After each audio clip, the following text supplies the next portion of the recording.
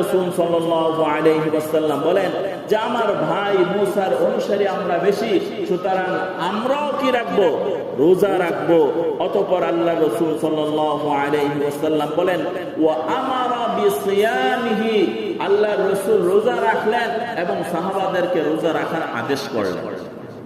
অন্য এক হাদিসের মধ্যে রয়েছে আল্লাহ রাসূল বলেন আগামী বছর যদি আমি বেঁচে থাকি তাহলে এই রোজার সাথে আমি আরেকটা রোজা বৃদ্ধি করে রাখবো। কি রাখবো? আরেকটা রোজা বৃদ্ধি করে রাখবো।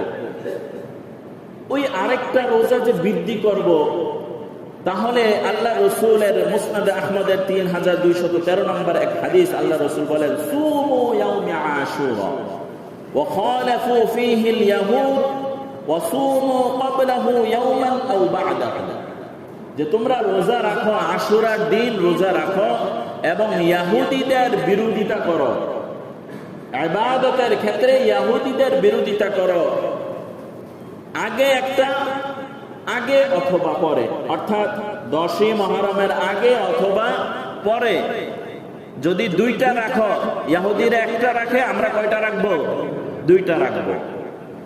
তাহলে অন্য এক হাদিসের মধ্যে পাওয়া যায় আল্লাহ রাসূল যে বললেন যে আমি যদি আগামী বছর বেঁচে থাকি তাহলে আমি মুহররমের রোজার সাথে আরেকটা রোজা বৃদ্ধি করব। ওই আরেকটা রোজা যে বৃদ্ধি করব এটা কোন দিন? হাদিসের মধ্যে রয়েছে ইয়াউমুত তাসিয়া, নবম দিন। কোন দিন? তাহলে 10 তারিখ তো 10 তারিখ আমরা জানলাম, 10 তারিখের আগে কত তারিখ? আর 10 তারিখের পরে কত তারিখ? 11 তারিখ। তাহলে কোন ব্যক্তি যদি 10ই মুহররম রোজা রাখে, আগে পরে মিলাবে হাদিস অনুযায়ী, তাহলে কেউ যদি 10 তারিখ এবং 11 তারিখ রোজা রাখে, দুইটা যথেষ্ট।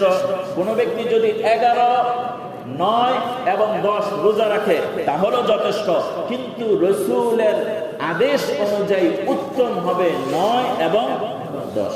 তাহলে 9, 10 রোজা রাখার চেষ্টা করব ইনশাআল্লাহ। এবার রোজা কেন রাখবো?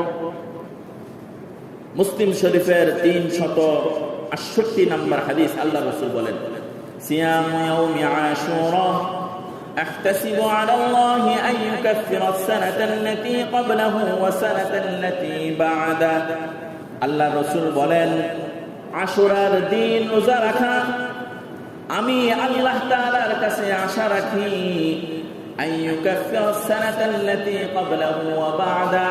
আল্লাহ রাব্বুল আলামিন ওই আশুরার দিন রোজা রাখার কারণে ওই ব্যক্তির পিছনের 1 বছরের গুনাহ এবং সামনের 1 বছরের গুনাহ আল্লাহ তাআলা মাফ করে দিবে। সুবহানাল্লাহ। কেন রোজা রাখবো বুঝাচ্ছে ভাই? আল্লাহ তাআলা 1 বছরের আগের এবং পরের গুনাহ মাফ করে দিবে একটা রোজা। সুবহানাল্লাহ। তাহলে আশুরা রোজার ফজিলত কি? 1 বছরের গুনাহ মাফ। এক দিনের রোজা 1 বছরের গুনাহ মাফ। সুবহানাল্লাহ। আমাদের জিন্দেগিতে গুনাহ কাজ বেশি করি নাকি সওয়াবের কাজ বেশি করি? গুনাহ কাজ বেশি করি। আল্লাহ রাসূল যার শুরু থেকে নিয়ে শেষ পর্যন্ত সওয়াবের উপর সওয়াব, সাহাবায়ে কেরাম যারা নেকের উপর প্রতিষ্ঠিত, এদের আমল যদি আমরা দেখি ওই তুলনায় আমরা কোনো আমলই করি না। বলেন না ভাই? ওই তুলনায় আমরা কি করি না? কোনো আমলই করি না। তবে আমাদের জন্য মাঝে মাঝে অফার আসে যে বান্দা যদি একটা রোজা রাখো তাহলে তোমার পিছনের 1 বছরের গুনাহ মাফ করে দেব। যদি একটা রোজা রাখো আগামী 1 বছরের গুনাহ আমি তোমাকে মাফ করে দেব। এই যে ফজিলত শুনাইলাম, এর মধ্য থেকে মানুষ আবার কিছু এশকাল করে, প্রশ্ন তোলে। এই প্রশ্নের কিছু উত্তরও দেয়। কারণ ওয়াজ শুনে তো আপনারা বাড়িতে যা বলবেন সব কি আর ভালো নেই, দুষ্টু কিছু আছে না, এশকাল করবে। এশকাল করবে আগামী বছর আমি বাঁচবো না বাঁচবো, ঠিক আছে, তা আগামী বছর তো আমি কোনো গুনাহই করি নাই, তাহলে আগামী বছরের গুনাহ কিভাবে মাফ হয়? বুঝেন নাই? যদি 2024 সালে আমরা রোজা রাখি তাহলে এই হাদিস অনুযায়ী 2023 সালের গুনাহ মাফ। কি বলেন? এই যদি মুহররমের রোজাটা রাখি তাহলে 2025 সালের গুনাহ কি মাফ? বলতে পারেন 2025 সালে তো গুনাহই করি নাই। উত্তর এটা এটা এটা একটা প্রশ্ন। আরেকটা প্রশ্ন হচ্ছে হুজুর রমজানে যে ফজিলতের কথা শুনাইছেন তখনই তো সব গুনাহ কি করে দিছি, মাফ করে দিছি। আর রিসেন্টলি যারা হজ করে এসেছে, হজ করার অর্থ হচ্ছে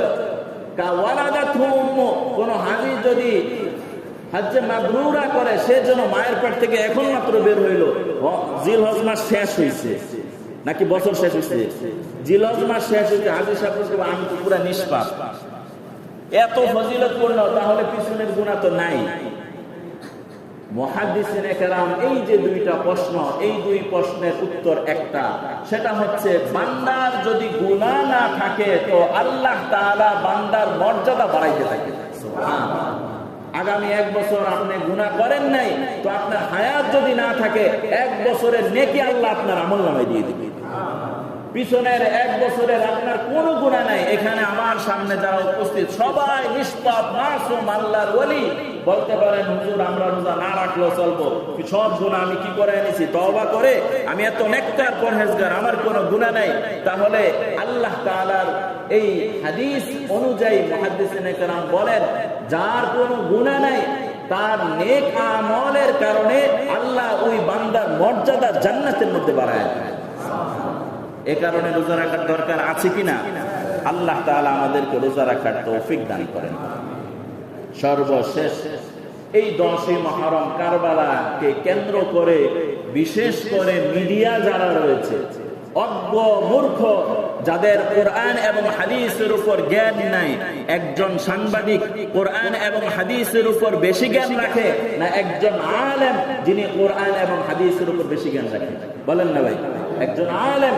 সুতরাং আপনি 10ই মুহররম যখন আসবে তখন দেখবেন ইলেকট্রিক মিডিয়া, প্রিন্ট মিডিয়া এত ধরনের ফজিলত, এত ধরনের কিচ্ছা কাহিনী আর সব কিছুর ফজিলতকে ওই কারবালার মধ্যে কি দিছে, ঢুকাইয়া দিছে। আর সাধারণ মানুষ আমরা কারবালাকে বিশাল করে দেখতেছি।